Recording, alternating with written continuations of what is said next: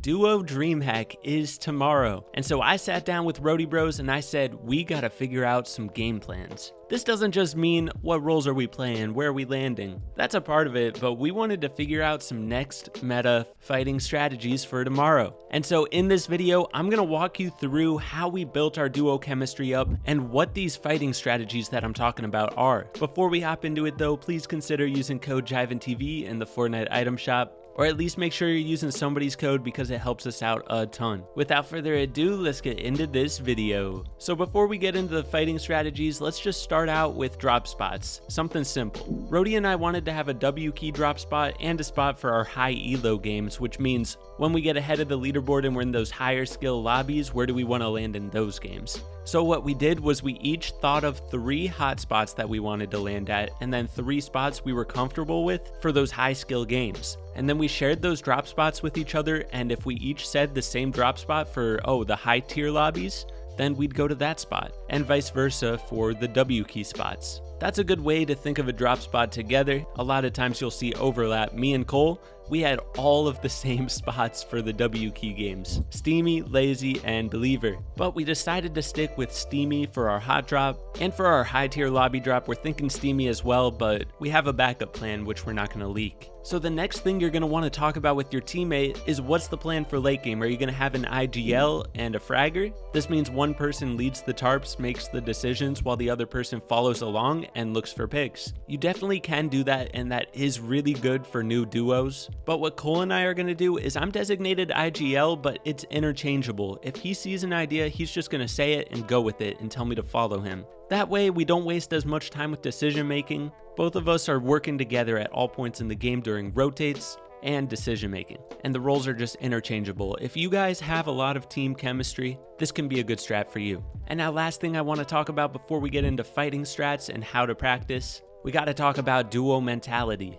With these duo mentality tricks, it'll help keep the vibes high throughout the tournament, which is one of the most important things. If the vibes get low, you're probably not going to qualify or do anywhere near as well as you want to. Vibes are crucial. So first tip is VOD review your games after the tournament. The reason I say this is if you're pointing out all of your mistakes, telling the other person what they're doing wrong throughout the whole tourney, the vibes are probably going to sink down the drain. And this isn't for everybody, but a lot of people, when they're getting told what they're doing wrong and the other person might sound a little bit aggressive, that is an instant killer of the vibe. The only thing you should be VOD reviewing is if you're making small changes to your game plan, such as like a drop spot isn't working and you guys both know that. Then that's something you can talk about. But if it's like, dude, you shouldn't have made that edit, that was such a bad play, why did you jump in? That kind of stuff kills the vibe. So make sure before you do any like instant VOD reviewing of your games or pointing of the blame, make sure you calm down first. Think about whether it's really worth saying in the moment or if it could be told to the person after the tourney. Main thing is never blame your teammate and always accept your mistakes. Apologize if you make a mistake, say it won't happen again, and just little things to keep the vibes high. Okay, so that's all the stuff we need to talk about. Let's get into the fighting strategies that you can start practicing. You may not be able to get all this stuff down right before DreamHack, but this stuff will definitely help you out. So first thing we're going to talk about, you may have seen this coming if you followed me for a long time, duo piece control. This is something you want to practice beforehand. It's not enough to simply know what duo piece control is, you got to have the reflexes of it down. So let me explain. Dual piece control is a really good pressure move as a duo. This is when you guys are right next to each other. One person is spraying the walls trying to take the walls while the other person is grabbing the walls and editing them and moving you forward in a fight. This is crucial in so many situations. Let's say you're in late game and there's somebody tunneling next to you. One person sprays the wall while the other person grabs it and opens up an edit, and then you shoot together. That can be an instant endgame refresh. Another situation is in a fight, you get somebody weak, they're behind a wall healing, their teammate is holding the wall. If you use this strategy, you should be able to take that wall and get the free kills. There's lots of situations where this comes in handy, but it takes practice. Lucky for you, I have a duo piece control map. I'll put the code down in the description. It's the map we're running right now on screen. The reason you want to hop into this map is so that you can get the roles of it down. The person with the lower ping should be grabbing the walls and editing them. If you both have low ping, just the person with faster editing should be the one editing the walls, and the person with better aim should usually be the one spraying the walls and taking the shots. Another quick strat to make this even more elite is the person that's editing the walls should edit a peek for his teammate. Once they take the shot, you reset the wall. If you can get the timing of this down, the enemies will never have a chance to shoot you, and you'll be able to do a lot of damage fast and keep the pressure high. Another thing you can do is just set up a right-hand peek for both of you and you double pump. Both work really well. But again, if you guys are new to this strategy or don't have it down at a super fast pace, you should probably hop into this map and practice. Anytime in game, me or Rody yells duo piece control, we get together and start doing this. We know what roles we're supposed to be doing in the duo piece control, and we just run through kids. Another thing that's really good to keep in mind with this is if you ever get an opponent full boxed and you know your teammate is close by, yell full boxed and have your teammate come over to you right away so you can double pump the enemy that you have full boxed.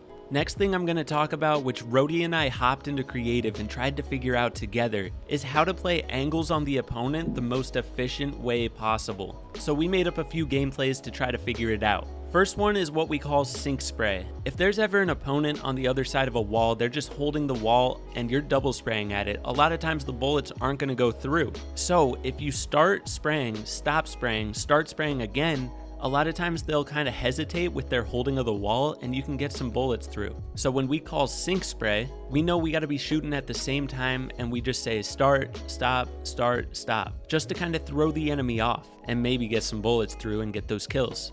Real quick before we get into the next strat, it takes a while to get these plays down, just to build that duo chemistry. It may not happen before DreamHack, but working on this stuff in the long term will set you way ahead of other duos. Rody and I are going to be grinding out some of these plays on stream tonight, trying to get our duo chemistry up. So if you want to come stop by and hang out, it's JivanTV on Twitch. So the next play we're going to talk about builds off of that sink spray. Let's say we're pressuring from the front of their box and they're just holding the walls. One player should start pushing up while we're spraying at the enemies, trying to get in a place to take their walls as you're pushing up. They're going to think that we're just spraying at them and they're like, we just got to hold the wall until they stop spraying.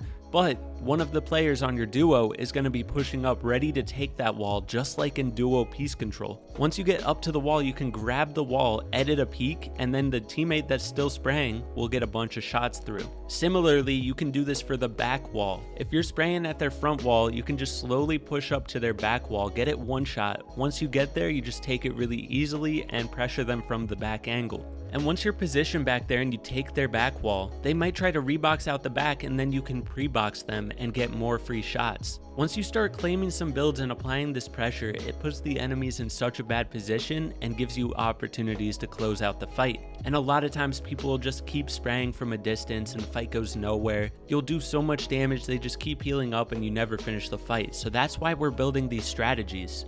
Next one we just call spraying left and right. If you position yourself like this in a fight, where Cole's spraying the right walls, I'm spraying the left walls, and we have angles to spray basically all of their builds, you can apply a lot more pressure and the enemy is not going to know which wall to hold and you can probably sneak a lot of bullets through. And then from there you can just push up and try to grab some walls to apply that extra pressure, edit the peak, and then you just keep spraying through and the fight will hopefully be finished. Next one is cross spraying. If you're in a duo build fight, one of your teammates is way to the left, one's way to the right. If you just yell crossfire during a build fight, and then you both build some protection around you and look at the teammate and spray the person they're fighting, you can do a lot of damage. This is probably one of the most useful plays to start a build fight because you usually will get a crack on at least one of the players. And then if you get a crack on one of the players, you can both start applying pressure to that weak player to try to finish the fight. One of the biggest things is you can't get tunnel vision. If one player gets weak and you're both psychoing him, you gotta make sure you're keeping eyes on the other player that's still healthy because he's gonna be trying to jump one of you.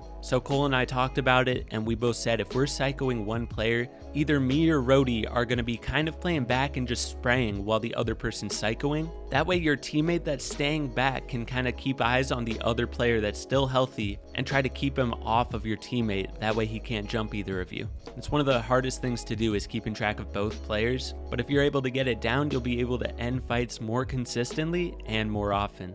Another play for build fights is if the enemies are cranking way over top of you and you see an opportunity to chop the enemies out. One player should kind of build up to make them think that you're still build fighting while the other drops down and starts breaking out. And then as soon as it's about to break, the player who's cranking with the enemies drops down really quickly. You guys cone off everything beneath the enemies and they'll just fall right into your trap, and you can double pump them as they're falling. And then last mid-game fighting strategy I want to talk about is what we call mousetrap. We've all been in the situation where the enemies are just branching out like crazy and they're in like 20 boxes and we don't even know where to start. So Cole and I made this play called Mousetrap. We start off on one side of the tunnel, take 1 or 2 builds, and work our way across their builds, setting up traps for them. Once we have a few traps set, one player will stay kind of in the middle of all their boxes while the other player goes to the opposite side and starts pressuring them safely. And what you hope will happen is that the enemies will walk back in their tunnel, try to gain distance from you, and walk into the mousetrap that we set up earlier. The player that's kind of sitting in the middle of all their boxes is waiting for them to walk back, and that's when he's going to take shots from above or below. So now let's talk a little bit about endgame plays to find refreshes. So one which we talked about earlier is duo piece control. If you see enemies next to you, have one person spray their walls, the other person's holding, and you should be able to take their walls really quickly and get refreshes using that strategy. That is specifically good for low ground and mid ground when people are all around you. And we all know endgame is really high pressure. There's a lot going on, so if you can get this down to a fast pace and you can just do it first try right away every time, you should be able to catch a lot of people off guard because they're going to be so distracted with everything going on around them. Another good way to get refreshes in endgame is spray down plays where you're tunneling, you know someone's above you, and you spray them down. One thing to keep in mind with this is you always want to make a box below them so they fall into your builds and they have no escape. And you gotta be in sync when you're doing this. You can also spray them down and set up peeks from the outside, like pre-box beneath them and be on both sides of the pre-box, taking peek shots from there once the enemy falls in. Great way to get refreshes. So now let's talk about high ground plays. One play is where you're second to high ground. Say they're like 2 layers above you, you crank out 2 different sides. You simply build out both sides and the enemy's not going to know which one of you to go for, and a lot of times you can get instant high ground doing this. You gotta make sure you're doing a protected retake though.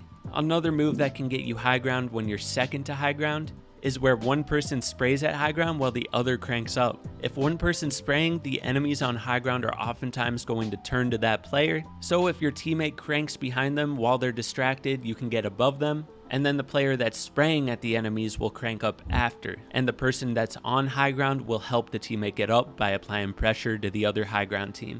One thing to note is obviously you gotta have the mats to do this. I would say at least 400 each, if not like 500 to 600.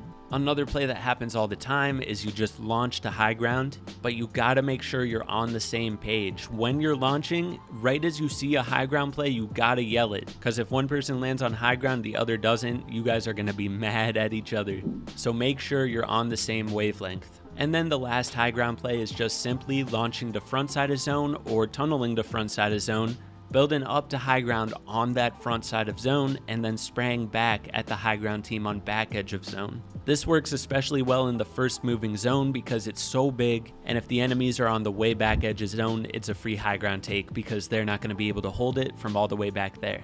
So that is it. That is all the strats that I wanted to throw out in this video. I know it was a ton of strategies, so what I recommend you do is just watch this with your duo, go over them one by one, maybe hop in creative, kind of talk it out, and then work on one move at a time, whether it be starting with duo piece control or different spraying angles. Work on them one at a time in creative, build up those comms, and make sure you both understand what to do in different situations, and then just start practicing in arena. Start trying to look for these strategies, look for opportunities to do each of these plays, and grind arena as much as you can. Another way you can learn the fighting strategies maybe even faster is just hopping into 2v2s in creative. You can find people to play against in scrim discords that are going to be really sweaty, or you can simply matchmake into realistic practice maps. Those are going to be the 2 fastest ways to get these plays down, but again, you got to make sure you have an understanding in creative before you do it in game. And it's gonna take time. Obviously, we went over a lot of plays in this video, so make sure you understand the comms. If you yell out, oh, sync spray, you know what to do. All that stuff. It's going to take time though. Once again, Cole and I are going to be practicing this stuff on stream a bunch these next few days, including tonight if you're watching the day this was released. So definitely show up, JivanTV on Twitch. Thanks for watching, guys. Hopefully you learned something new. If you did, be sure to hit that like button, subscribe if you're new, use code JivanTV in the item shop, and I'll catch you guys in the next video. Peace.